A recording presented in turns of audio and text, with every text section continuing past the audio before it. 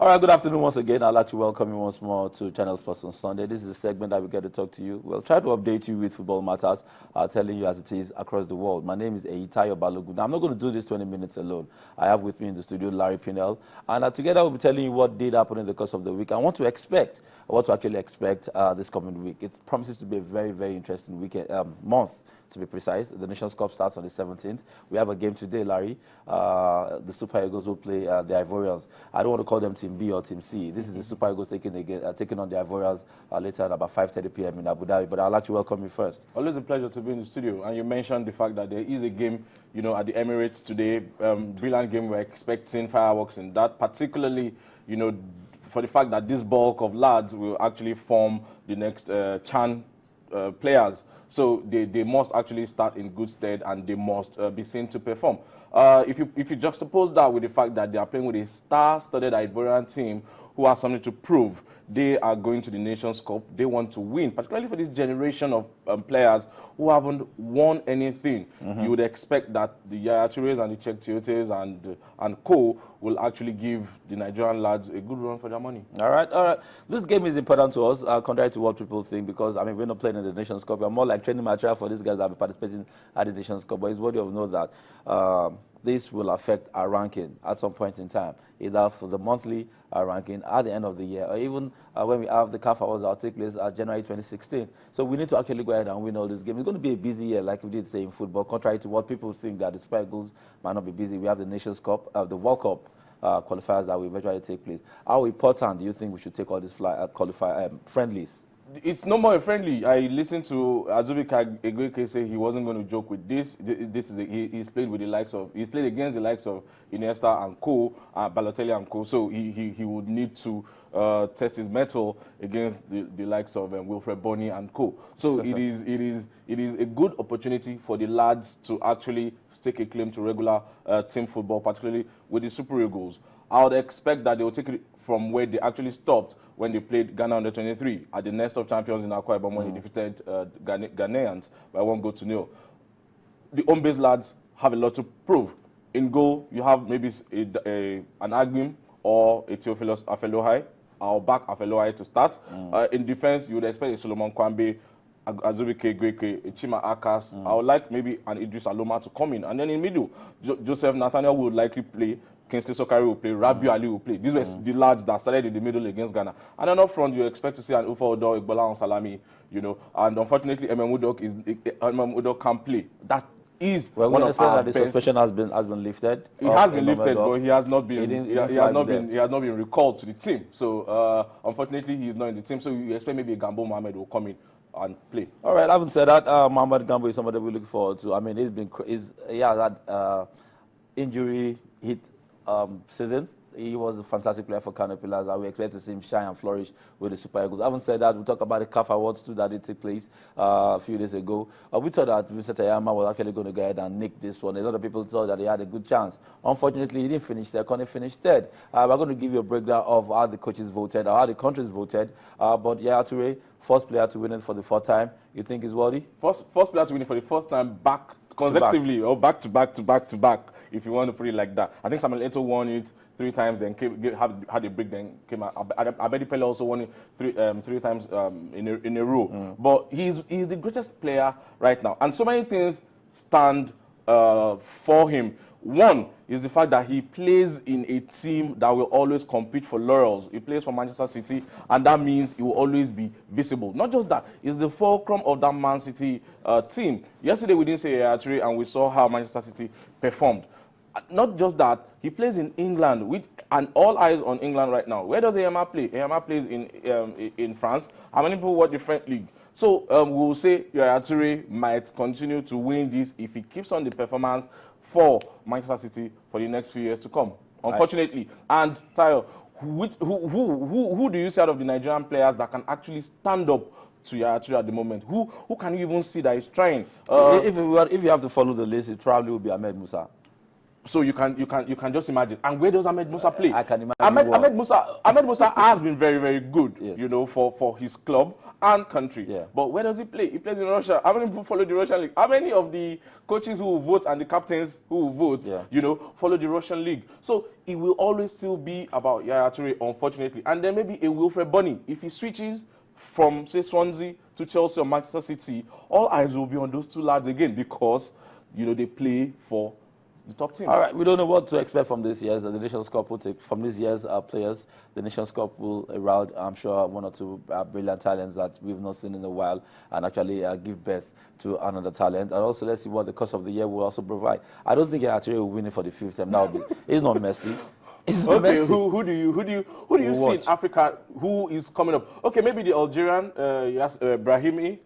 Maybe if he has a very good season with Porto, and then he can lead Algeria to win AFCON, maybe we will look in that direction. Or maybe, as you said, some other unknown stars who will go on to AFCON to shine. But I bet you, if Yaya Toure can lead Ivory Coast to the AFCON and then they win, he will be in good stead to win this again. All right, we only have time to wait and see what will happen by 2016.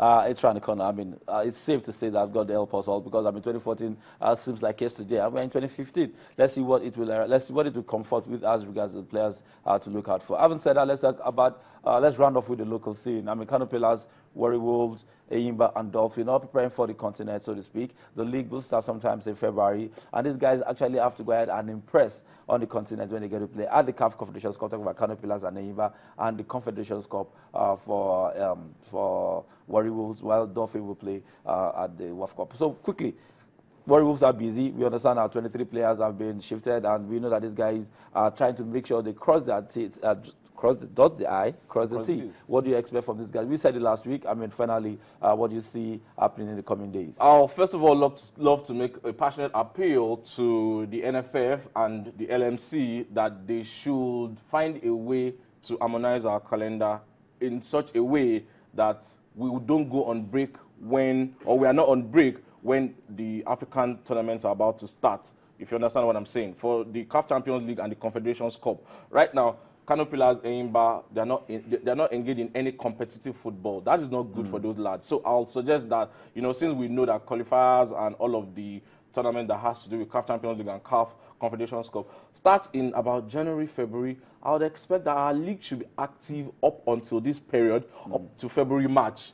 You know, so if you can run, say, maybe an August to March calendar, that will be fine. Because right now, they're just, you know, playing friendlies, and they're not engaged in any competition. But the NFF itself has said, okay, there will be a Super 6 tournament, and then they will invite some under-23 lads and then under-20 and all of that. But they've been keeping busy talking about friendlies, and there and all that. And Keshi Saga.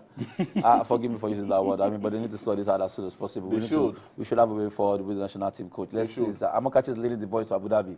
Definitely. I mean, we would want Stephen Keshi to start work as soon as possible. But that said, quickly, that's all we have on the local scene. The under 17, under 20, under 23 guys are getting very busy. We understand Siasi has requested for a tour in Turkey, while the under 17 guys played the NYC side and defeated them 5-0. A feat the Super Eagles did not achieve. I mean, they considered goals. But the truth is, that is unexplainable. And Amokachi was seething with rage. How do you concede 2 goals against people who were busy studying geography, geology, maths, chemistry? No, a lot of people have actually blamed Egweke. You know, he just came back. Some people said he just came back. These are semi-skilled footballers. NYC, I beg apologies to the NYC team, but these are semi-skilled footballers assembled. These are graduates. They are bookworms, so to speak. They're just gifted in football. They come together, and then you concede 2 goals. How do you do that? So Amokachi should watch it in Abu Dhabi today against Cote d'Ivoire. I know the people to play the central of defense. Having said that, we'll leave the local scene, like I said earlier on, and talk about what happened in the EPL. So many games took place in the English Premier League. We're going to give you the scoreline. It will come on your screen any minute from now. But one of those is the fight at the top. Before going into this game, Chelsea and Manchester City were tied. Same goal difference, same games played, same losses, same wins. We thought that, okay, maybe probably this will go to the day they get to play themselves one more time. But unfortunately, yesterday, Man City they labored. They labored to a 1-1 game with Everton. Other scorelines on your screen. We saw Sunderland lose 0-1 to Liverpool.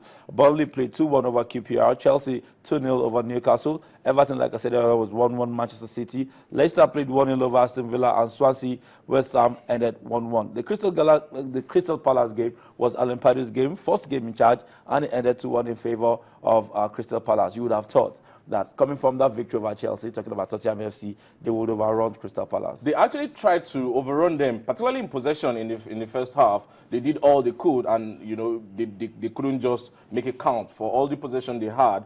And then in the second half, Harry Kane continued from where he stopped against Chelsea, and got a very brilliant goal. And then from then on, Crystal Palace had other ideas. The penalty that they got was brilliantly dispatched by Gale. And from then on, we saw Wilfred Zaha come back into his element, despite two players, and then created a pass that was converted by Jason Puncheon. Beautiful game, and it was fitting that Alan Pardew had to win his first 3 points. He's a grown.